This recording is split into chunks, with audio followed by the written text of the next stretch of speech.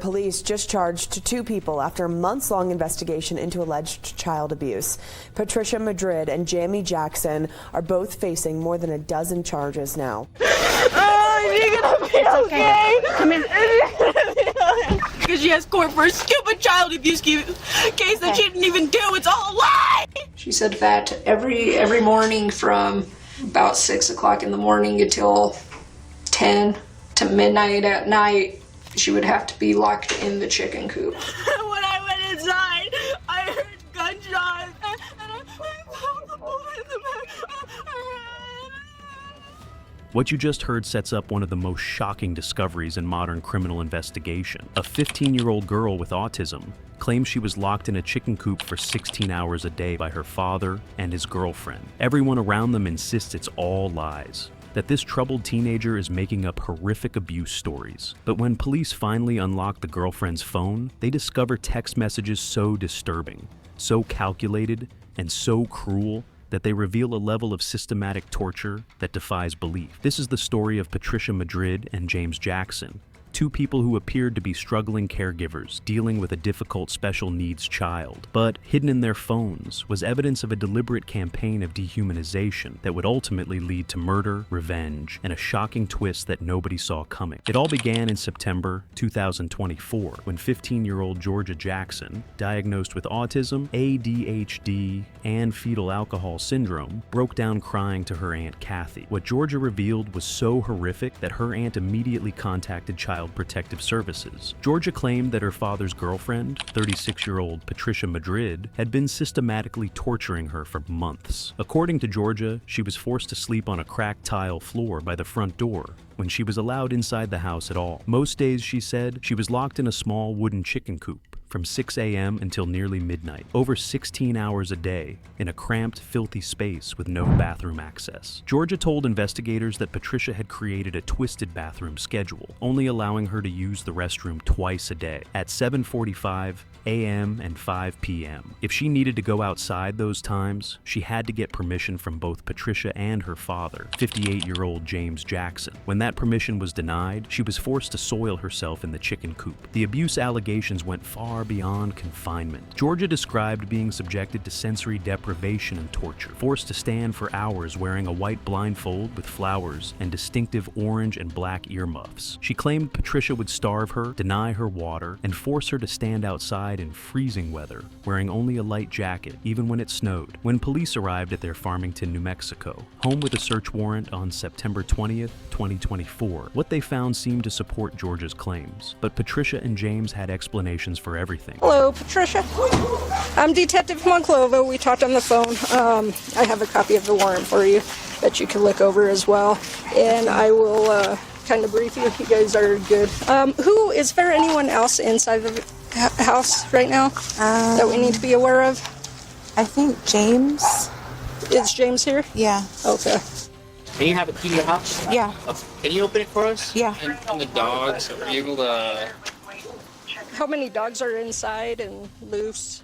Are they friendly? No, they're not friendly. Right from the beginning, Patricia's behavior raised red flags. Watch how she deliberately stalls and tries to manipulate the situation. She claims the dogs are vicious and will bite, but when one escapes, it's completely friendly. This kind of deception and manipulation would become a pattern throughout the investigation. During the search, officers discovered a chicken coop with a chain and padlock, exactly as Georgia had described. They found orange and black headphones matching her description of the earmuffs used for sensory deprivation. Most disturbing of all, they found the cracked tile floor by the front door, where Georgia said she was forced to sleep. But Patricia and James had explanations for everything. They claimed Georgia was a troubled, violent child who lied constantly. Patricia told investigators that Georgia had severe behavioral problems, would steal and break things, and even wrote threatening notes to her daughter saying, "I hate you. I hope you die." Explain how she's a handful, yes. What do you mean by that? Well, like we tried having her share a room with her brother. Mm-hmm. She was stealing his stuff, breaking his stuff. Then we tried Giselle's room. She was doing the same thing. So we put her downstairs in the kitchenette. But every once in a while, we catch her down there digging. And so we have to say, Georgia, this is not your stuff. Stay out of it. Mm-hmm. You know, and she gets she'll get aggravated when she gets caught, try not to admit it. And we're like, we see you doing it. She would get violent with my daughter. Like when they were playing Barbie, she would like hit her and tell her, you better do it like this. And she was writing things to my daughter while she was in school, like, I hate you, I hope you die. She looks like this.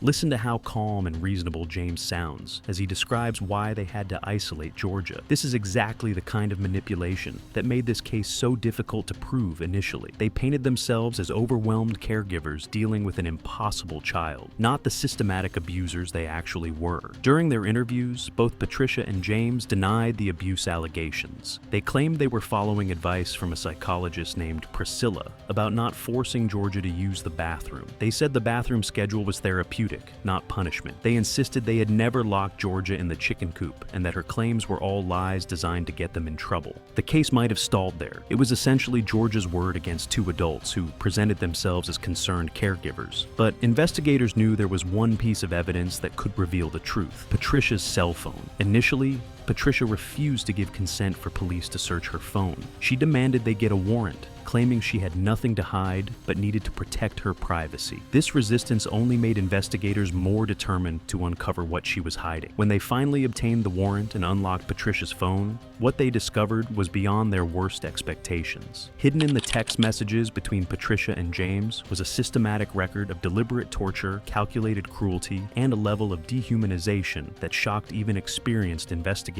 That's where it all took place? In the chicken coop? That's where it's at. Is there a place to lock it? Sure is, right? Yeah, the padlock was right here.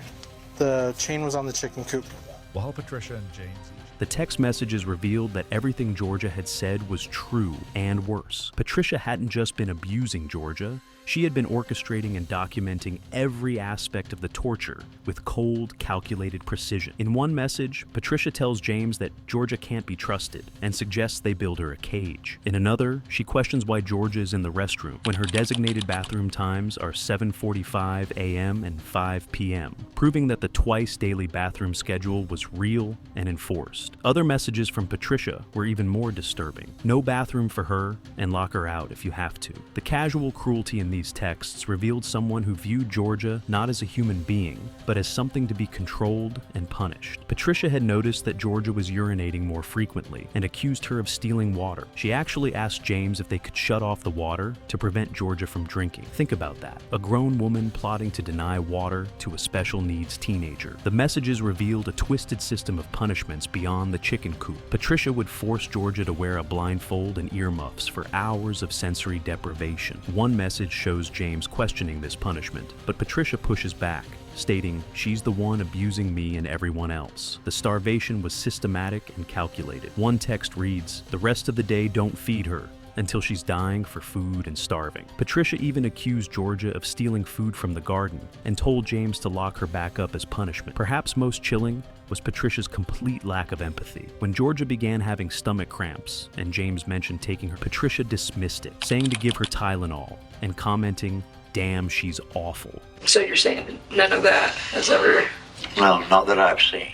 Georgia also told investigators she was routinely starved, and when she was allowed to eat, she wasn't provided with the same meal as her siblings. Several texts exchanged between Patricia and James revealed she was routinely denied food, including one that reads, "The rest of the day, don't feed her, and don't feed her until she's dying for food and starving." Even when confronted with specific allegations about weapons used to beat Georgia, James continues to play dumb. But the text messages told a different story. They revealed detailed discussions about punishments, starvation schedules, and systematic torture. One exchange between Patricia and James shows Georgia appearing hunched over, likely from hunger and abuse. Instead of showing concern, the messages reveal Patricia and James laughing and making jokes at Georgia's expense. This wasn't neglect, it was entertainment for them. The most revealing messages came when Patricia realized they needed to hide the evidence of abuse. She instructs James to feed Georgia ice cream and 6 ramen meals per day, noting that Georgia needs to look different when Roth sees her, referring to Georgia's counselor. This proves Patricia knew exactly what she was doing and understood it was criminal abuse. But perhaps the most disturbing message of all was Patricia's true feelings about Georgia. "I wish that was dead with her mom." This wasn't a momentary outburst. This was how Patricia really felt about a special needs child in her care. Armed with this evidence, police arrested both Patricia and James in February 2025. The text messages provided undeniable proof that Georgia had been telling the truth all along. She had been subjected to systematic torture by people who were supposed to care for her. But the story takes an even darker turn. After posting bond and being released, Patricia and James faced intense public backlash. The local community was outraged that they had been released while facing such serious charges. One call that changes everything. In a shocking twist, Patricia has been brutally shot in her own driveway. As police respond, a second caller reports seeing a suspicious subject fleeing the scene. We have another caller, and there was a male that ran on foot across the road. At the time of call, last seen wearing a beige jacket on a bicycle, wearing black pants with a black backpack with black shoes. A man fitting this description would later be captured on local surveillance cameras.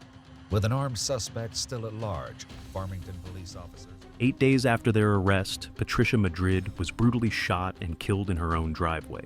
The case had spiraled into vigilante justice, with someone deciding to take the law into their own hands. The investigation revealed that Patricia's ex-husband's brother, Matthew Sandoval, had purchased shoes in a gas can the day before the murder and was ultimately charged with her killing. The text messages that exposed Patricia's sickening secret had made her a target for public rage. Someone had decided that the justice system wasn't moving fast enough, and Patricia paid with her life. We have, it's a homicide, so as much time as we need. Alright, so I'll tell you what, let's take this picture, let's walk to the back. Okay. Let's see if we can find the shoe.